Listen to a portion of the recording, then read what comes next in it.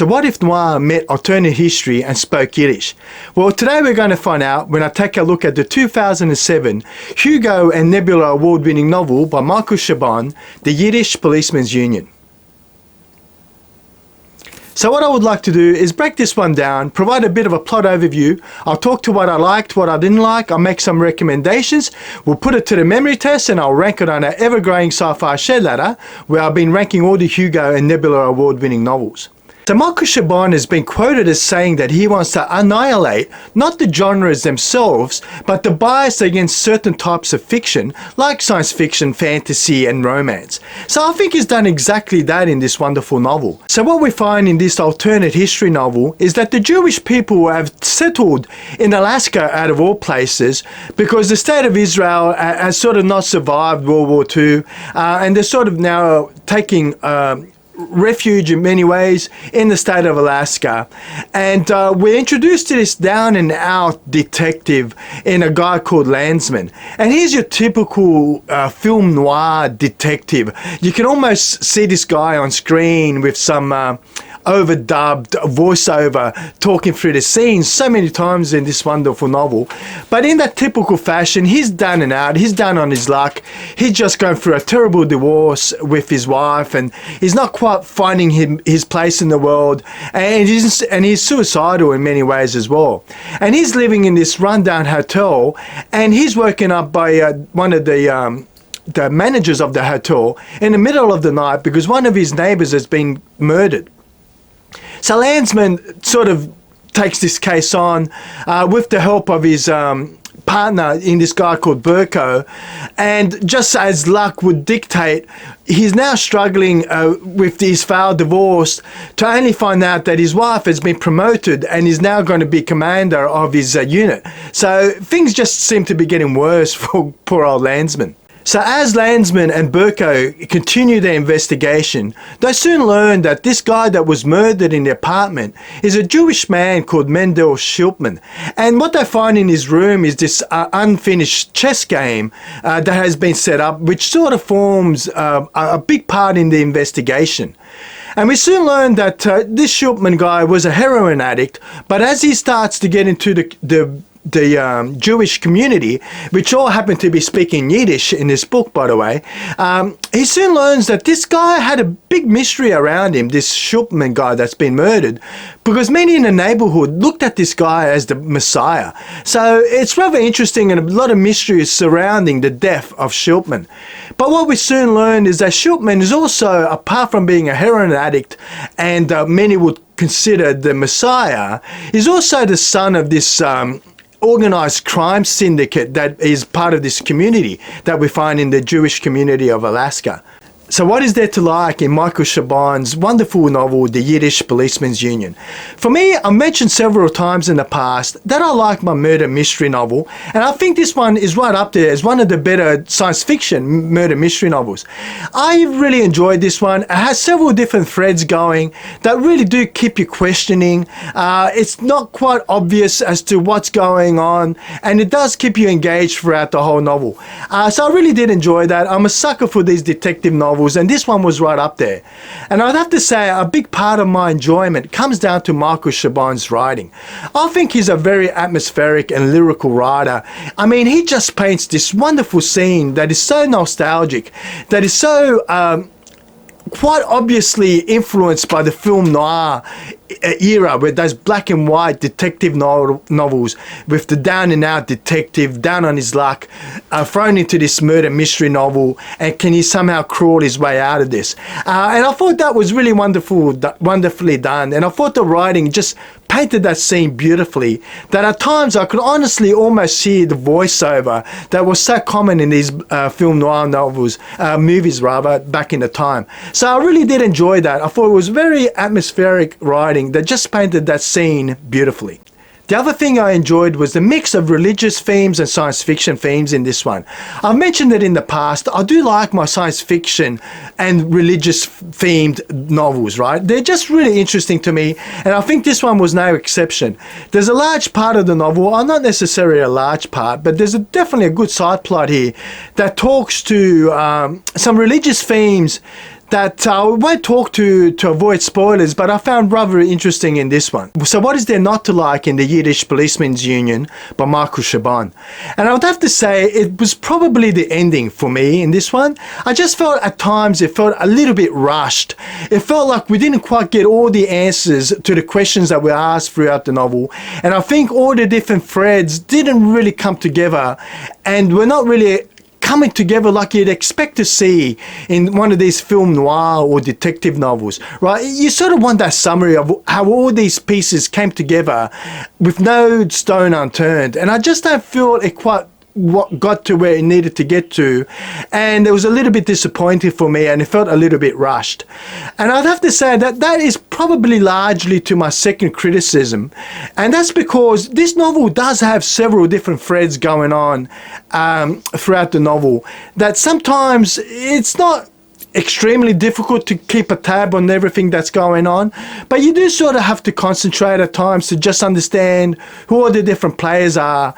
So you have multiple different threads going on at the same time. And like I said, it's fine to do that, but they all need to come together, and you need a really nice ending for them to be a really successful novel when it comes to my reading enjoyment, at least. And I felt because of that complexity and the ending not quite coming together as it did, it was just a little bit of a letdown for me. The other thing I'd have to mention is that this one is a really interesting look into the Yiddish and Jewish culture. And like I mentioned in my overview, it's sometimes a little bit difficult to understand and fully appreciate this novel if you're not familiar with the Jewish culture and religion. So at times I had to find myself, because I really did want to get the full experience of this novel, just having to look up words to understand what they meant and what the context was. And it did help. It did help me fully get engrossed into the novel and probably enjoy it more so than if I hadn't. And I'd have to say that may turn some readers off. It wasn't my personal experience. I think it's a fascinating culture and one that I really enjoyed reading about. But look, I put it out there as maybe as a bit of a disclaimer so you know what you're coming into, because it does have quite a fair bit of Yiddish and Jewish culture in this one that you may not be familiar with. So when it comes to the memory test, I first read this one back in 2008 when I first learned that it won the Hugo and the Nebula Award. And I'd have to say that this time round, what I could remember quite clearly was that Jewish, Yiddish themes to this novel. That is sort of, easily remembered because of the title alone, but also that murder mystery novel component. But when it comes to the plot and the ending, I think some of the criticism I made about the plot and the characters to some extent and the ending sort of took away from my memory recollection of this one. I really couldn't remember the ending, and I couldn't really remember the main plot and how and why was Schulman found the way he was. So I'll put that to the complexity of those multiple threads going on and the not so clean ending. But apart from that, it was a pretty memorable novel, one that definitely stood out when we look at others that we've covered to date on the board. So when it comes to recommendations, I highly recommend this one. I enjoyed it from cover to cover, and I thought it was a really wonderful novel that did break all those genre biases. And I would particularly recommend this one to anyone out there who likes their murder mystery novels with that science fiction blend or alternate history, and especially those of you who really enjoyed those black and white film noir detective novels. I don't think you'll be disappointed by reading this one. Now, similar novels that we've read and ranked on the board so far would include novels like The City and the City by China Miéville, because that was also a murder mystery novel in that bizarre jewel city landscape that was a really interesting thought experiment, if nothing else. So I read that one on Kindle, so I can't hold it up for you. But if you've enjoyed City and the City by China Miéville, I think there's a large component in Michael Chabon's The Yiddish Policemen's Union that you will also enjoy. The other one that comes to mind is The Wind-Up Girl by Paolo Bacigalupi, because this one also has political intrigue, a really speculative fiction novel that has some of the hallmarks you see in Michael Chabon's novel. So I think if you've enjoyed The Wind-Up Girl, you will also enjoy Michael Chabon's wonderful novel. The other one that comes to mind would be Philip K. Dick's, and I love this very bland cover, which is Philip K. Dick's The Man in the High Castle, because that's also looking at an alternate history with the Nazi party there having won the war. Really fascinating novel, Philip K. Dick's. But if you've enjoyed those alternate history novels but want to get a bit more of a science fiction flavour to it, I'd say have a go at Philip K. Dick's The Man in the High Castle. But if you've enjoyed that alternate history, I think there's a large component in Michael Chabon's novel that you will also enjoy. The other novel I would like to mention would be Spin by R.C. Wilson, because that also has an element of religious themes around that red heifer and what it would take to rebuild the temple, to usher in the new Messiah. So I think if you like that part of Spin, particularly around the religious themes, I'd say definitely have a go at Michael Chabon's novel. I think you would really enjoy it as well. We've got to rank it on our ever-growing sci-fi shed ladder, so let me flip the cameras around and see where this one lands tonight. So back to the sci-fi shed ladder to rank today's Hugo and Nebula award-winning novel for 2007, Michael Chabon's The Yiddish Policeman's Union. And when I look at the board, the A side of the board, a good place to start would be Spin by Robert Charles Wilson. I sort of mentioned that in my book recommendations, but I'd have to say that the concept in Spin and that blend of religious themes and that apocalyptic event, I just don't think it's going to.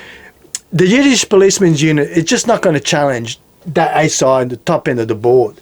So maybe we can go down to the Wind-Up Girl, and I'm going to have to give it to Paolo Bacigalupi again, because I thought the concept and the writing in the Wind-Up Girl was superior, for my liking at least, to what we find in the Yiddish Policeman's Union. And when we have novels like To Say Nothing for the Dog, Jonathan Strange and Mr. Norrell, and Flowers for Algernon botting them out the A side of the board, I don't think we're going to see this one land on the A side of the board. So let's flip the board around and see what we have to face on the B side. So when we look at the B side of the ladder, I think this one's looking better. We have novels on the bottom end of the rung, like The Stone Sky and The Fifth Season and The Obelisk Gate, with Rainbow's End leading that side of the board. I'd have to say that the Yiddish Policeman's Union has done more to not be on the bottom of the rung. So maybe a good place to look at would be The City and the City by China Miéville on the top end of the B-side. But I'd have to say I'm going to give it to China Miéville because it was a very interesting and very similar novels in many ways. But I'm going to have to give it to China Miéville as a very fascinating concept. I think I enjoyed the concept just a little bit more in China Miéville's, with those two strange cities coexisting the way they were, and also a more memorable novel. I'd have to say I remembered a lot more of The City and the City than I did the Yiddish Policeman's Union. So I'm going to give it a slight edge, which I think it's going to mean we're going to sit somewhere in the middle of the board on B side, which is going to stand against some giants and some wonderful novels like A Time of Changes by Robert Silverberg, one of my all-time favorite authors. Wonderful storytellers and character-driven novels like Lois McMaster Bugeaud's Barrier, and novels like Insidious Justice and Memory Called Empire, just wonderful science fiction theme. So it's going to sit somewhere in here, and I've made up my mind, and it's going to be between Green Mars. It's going to be above or below Green Mars. But I'm going to give it, I've just made up my mind as I'm talking to you.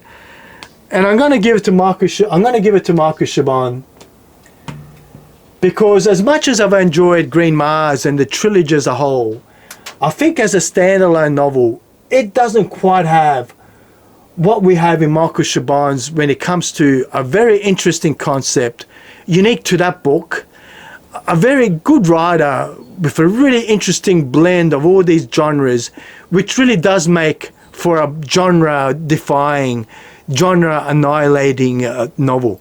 So there you have it. Have you read Michael Chabon's The Yiddish Policeman's Union? What are your thoughts of it? Would you have ranked it where I've ranked it if you have?